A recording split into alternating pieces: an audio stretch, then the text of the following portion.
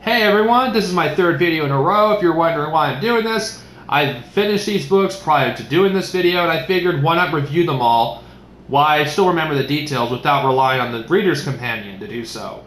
This is Darcenovia, and this review is the first book of the Han Solo trilogy, Paradise Snare by A.C. Christian. This is one in the old EU before he had that stupid bullshit in the Marvel comics, where Han Solo having a wife, they can make him a mysterious character.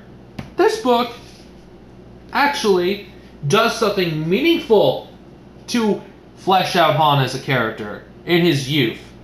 It actually does things meaningful with his character.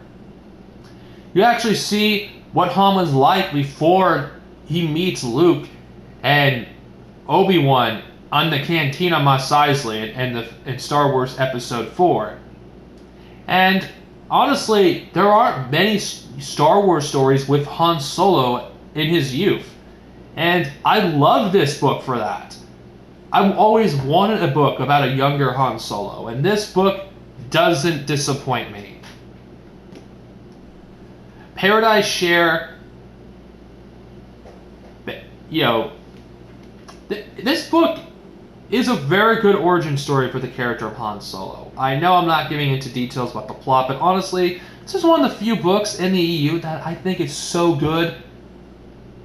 I don't want to spoil anything. The only thing I could say about this book, you actually learn why if you've read New Jedi Order like I am, you actually learn to some extent why Han Solo doesn't, at one point after Chewie dies, why he doesn't want anyone dying for him, because he had a Wookiee that raised him. Like, the closest thing he had to a mother figure was a Wookiee. It explains why he's able to understand Wookiees. And this also, unlike the new Star Wars canon, which had a wife for no reason, even though Han Solo, like someone like him, probably had multiple girlfriends throughout his life, this explains one he actually loved legitly. Biera on Thane. There's a lot of things that happen in this book, and you can't help but feel for these characters. I actually cared about what was going to happen to them, and that's what makes this such a good book. I consider this one of the best stuff in the Bantam era. Even though I know you guys are not going to know this, for those who are new to the EU, who have never read it, but this may be a Legends reprint, but this is part of Bantam. In my opinion, I would put this as one of the best stuff in the Bantam era, this book. I know this is the first in a trilogy, but this book stands on its own. You don't need to read everything, though I'm going to at some point.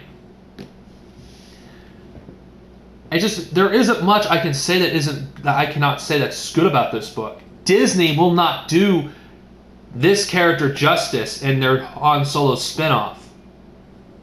They will not. I guarantee you on that. This book does an excellent job on fleshing out his character, but not revealing too much about his past. Gives you a general gist. And if you've read or plan on reading the Kenobian trilogy, this explains why Han Solo has why he thinks the way he is against his cousin.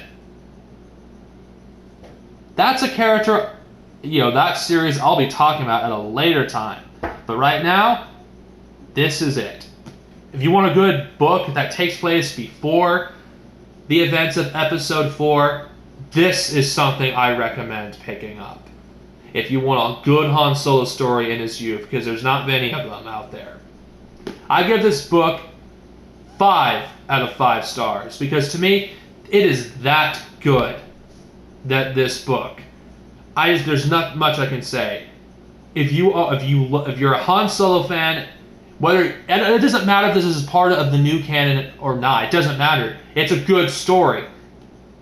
Go order this on Amazon. Go on your Barnes & Noble, order this book, and read it. I guarantee you will love it if you are open to give this a chance. This book is great. I would probably rank this as one of my favorite novels in the expanded universe. It is that good. You want a good Bantam era book that has something of rare treasure with a young Han Solo? This is it. This is Darstanovia, over and out. May the Force be with you guys. As for my next video, we will be returning to New Jedi Order with Balance Point. Stay tuned, everyone.